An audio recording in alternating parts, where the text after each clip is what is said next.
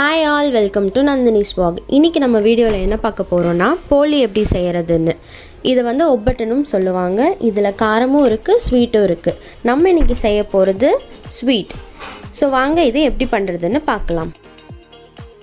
நாங்கள் இன்றைக்கி செய்ய போகிறது ரொம்ப ஜாஸ்தி குவான்டிட்டியில் இருக்கும். உங்களுக்கு வேணுங்கிற குவான்டிட்டியில் நீங்கள் அட்ஜஸ்ட் பண்ணிக்கலாம். ஃபஸ்ட்டு ஒரு பாத்திரத்தில் தண்ணி காய வச்சுக்கோங்க. அப்புறம் நாங்கள் 1.5 கிலோ துவரம் பருப்பு எடுத்திருக்கோம். நெக்ஸ்ட்டு 3 கொப்பரை தேங்காய், இல்லைனா ஃப்ரெஷ்ஷாக கட் பண்ண தேங்காய் கூட இருக்கலாம். நீங்கள் எது வேணாலும் யூஸ் பண்ணிக்கலாம். அதுக்கப்புறமா அந்த பருப்பை கொதிக்கிற தண்ணியில் நம்ம போடணும். போட்டு கொஞ்சம் நல்லா கிளறி விடுங்க. அப்போ தான் அந்த பாத்திரத்தில் ஒட்டாமல் இருக்கும். நெக்ஸ்ட்டு நம்ம மண்டை வெல்லம் எடுத்துக்கணும். துவரம் பருப்பு நம்ம எவ்வளோ எடுக்கிறோமோ அதே சேம் குவான்டிட்டி மண்டை வெல்லமும் எடுக்கணும். அந்த மண்டை வெல்லம் எடுத்து இந்த மாதிரி நம்ம இடிச்சுக்கணும் ஃபுல்லாக. அதுக்கப்புறமா தேங்காவை ஸ்லைஸாக கட் பண்ணி வச்சுக்கோங்க. அப்போ தான் மிக்சியில் போட்டு அரைக்கும் போது கொஞ்சம் ஈஸியாக இருக்கும் நம்மளுக்கு.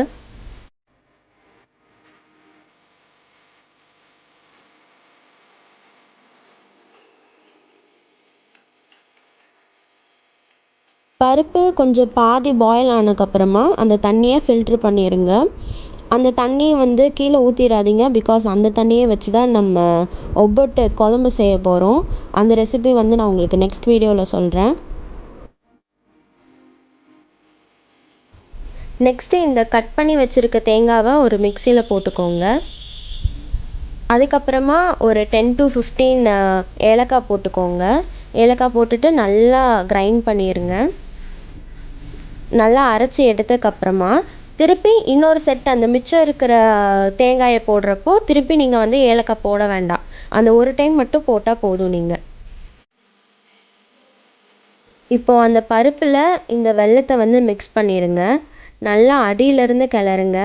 அடுப்பை லோ ஃப்ளேமில் வச்சு இதை பண்ணிகிட்டே இருங்க. அந்த வெல்லம் நல்லா மெல்ட் ஆகணும். அந்த பருப்போடு நல்லா மிக்ஸ் ஆகணும். அதுக்கப்புறமா இந்த அரைச்சி வச்சுருக்க தேங்காயை அதோடு ஆட் பண்ணிடுங்க. ஆட் பண்ணி சேம் அதே மாதிரி அடியிலேருந்து நல்லா கிளறிட்டே இருங்க.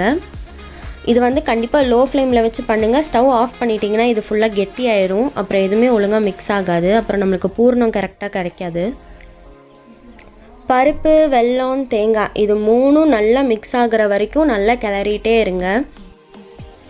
இதோட பூர்ணமோட இன்க்ரீடியன்ட்ஸ்லாம் முடிஞ்சிருச்சு. நெக்ஸ்ட்டு நம்ம மாவு எப்படி ப்ரிப்பேர் பண்ணுறதுன்னு பார்க்கலாம். 3/4 கிலோ மைதா மாவு எடுத்துக்கோங்க.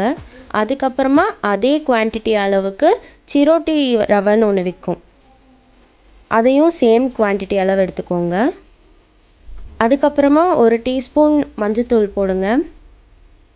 அப்புறமா கொஞ்சோண்டு சால்ட்டு.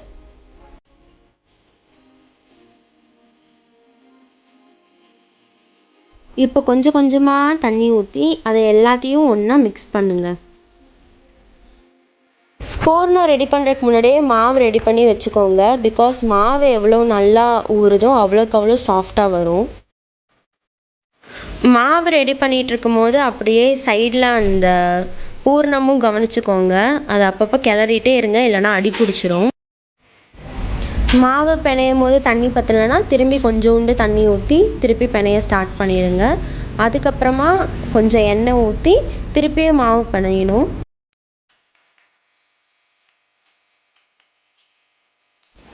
இந்த தண்ணியும் எண்ணெயும் அந்த மாவோடு நல்லா கலந்து நல்ல ஒரு செட்டில் ஆகணும். அது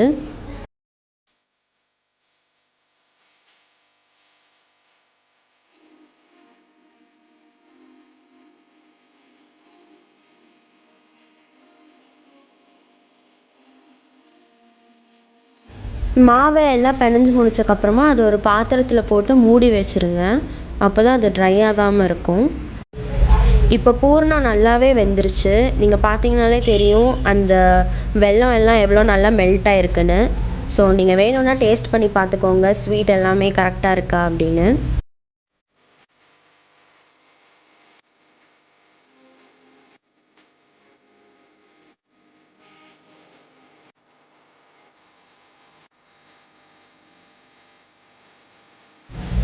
இப்போ அந்த பூர்ணம் எடுத்து ஒரு கிரைண்டரில் போட்டுட்டு நல்லா அரைச்சிருங்க.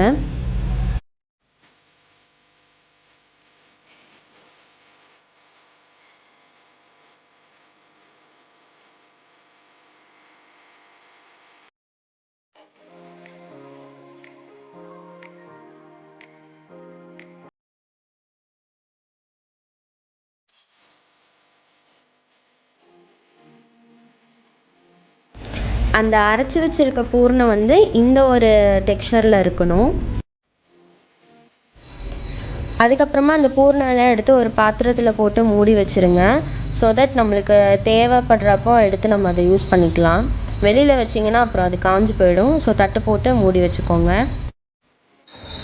இது நீங்கள் ஃப்ரிட்ஜில் வச்சுட்டு நெக்ஸ்ட் டே கூட பண்ணிக்கலாம்.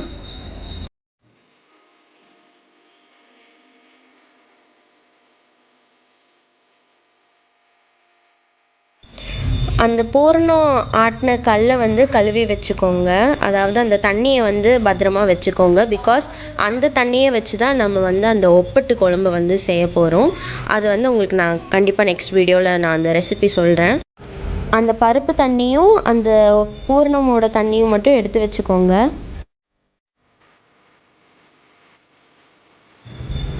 இப்போ மாவு யூஸ் பண்ணுறதுக்கு ரெடியாக இருக்குது.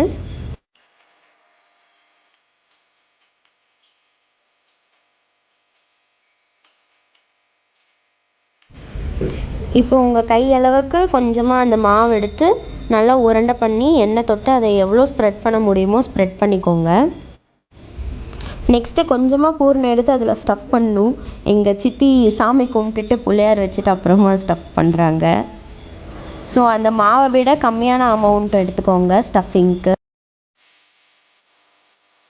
மாவில் வந்து அந்த பூர்ணம் சென்டராக வச்சுட்டு ஃபுல்லாக அதை கவர் பண்ணிடுங்க. எந்த கேப்புமே இருக்கக்கூடாது.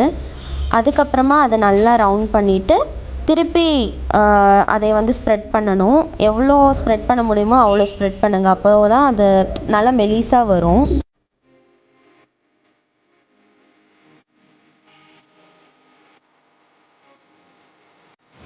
இப்போ ஒரு தோசைக்கல் எடுத்துக்கோங்க. தோசைக்கல் சூடானதுக்கப்புறமா கொஞ்சமாக எண்ணெய் போட்டுக்கோங்க.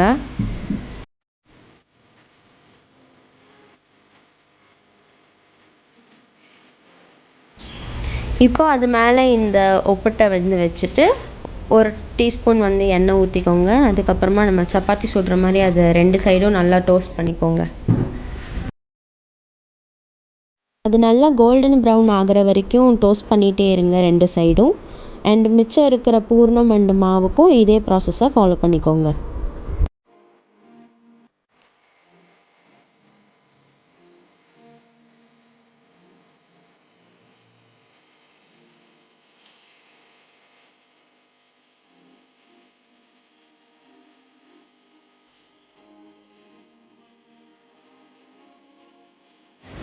அவ்வளோதான், ஒபோட் ரெடி ஆகிடுச்சு.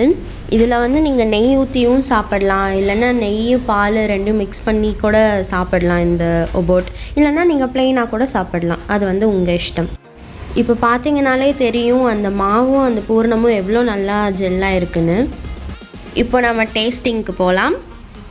எனக்கு வந்து இந்த ஒபோட் ரொம்ப சாஃப்டாக இருந்தது. ப்ளஸ் ஸ்வீட்டுமே ரொம்ப மைல்டாக தான் இருந்தது. எனக்கு அந்த மாதிரி மைல்டாக இருந்தால் தான் பிடிக்கும். பிகாஸ் ஜாஸ்தியாக இருந்தால் நம்மளுக்கு திகட்ட ஆரம்பிச்சிடும்.